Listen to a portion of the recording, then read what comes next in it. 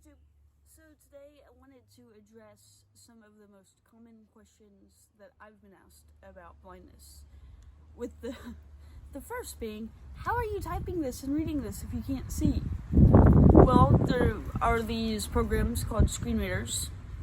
Apple has them all built into all of their products, including Apple TV, and their program is called VoiceOver.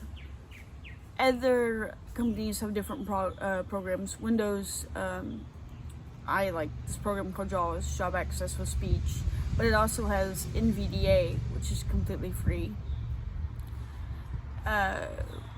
Android has a few different options for screen readers, the biggest being TalkBack, and these will read emojis, and they will read various text. Now what they don't always do is describe pictures.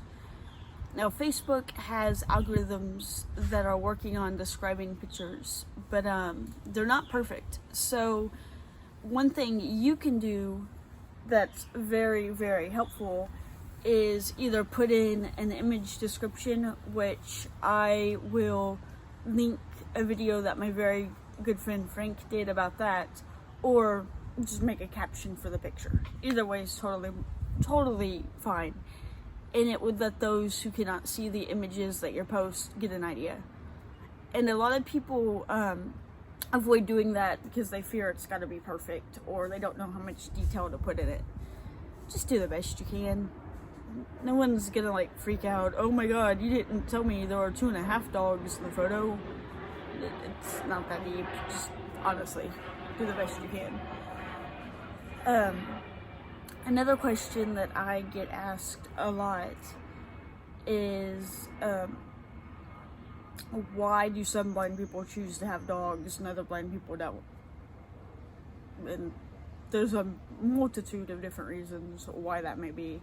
That person just might not like dogs, they might be allergic to dogs, they might not think they go out enough, therefore, maybe a dog wouldn't be beneficial to them. They might just like using their cane.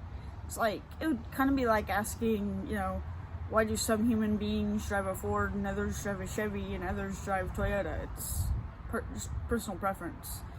There isn't really a wrong or a right as far as all that goes.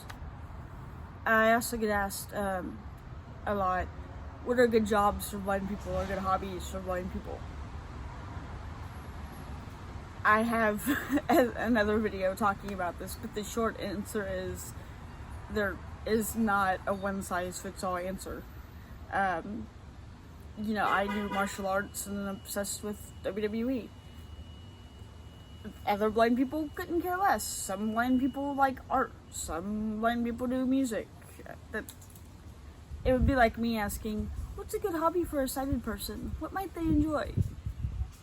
It's all individualized. So the big thing is talk to them, see what they might want to do with them leading, figure out how if the activity needs to be adapted, how you would do that. Another question that I have been asked a lot is about dating. Do I, as a blind person, find dating to be more challenging than my sighted peers? The answer is no, quite frankly. I really haven't faced any issues, but I will say I'm very upfront and open with my blindness. So if that's an issue with people, then they, just don't contact me. And if my blindness becomes an issue in relationships, I sort that shit out really quick, or I move on to find somebody else. But a lot of that is, I know my standards and I know my abilities, and that's just kind of that. I'm not gonna stay in a relationship where it's an issue. I've also been asked if having a service dog has been an issue in my relationships. And again, no, but I've made it very clear. The dog and I are a package deal. If you don't like the dog, don't bother, because I will always choose the dog over you. That's just how it is. And don't interfere with my dog while my dog is working. Don't interfere with my dog while my dog is training. I don't care about your advice or your opinion about my dog, and that's just kind of that. And that sounds harsh, but I've just learned you have to set that boundary from the beginning, or people just don't get it. So those are kind of the most common questions. Oh, traffic. That's the one I forgot. A lot of people ask, how do you know when to cross the street?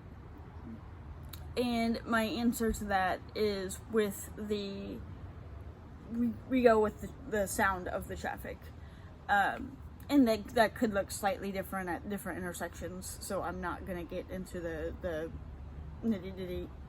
nitty gritty, sorry, allergies, of that. But in short, you listen and you go with the traffic that's blocking, that would block the oncoming traffic as you're across the street.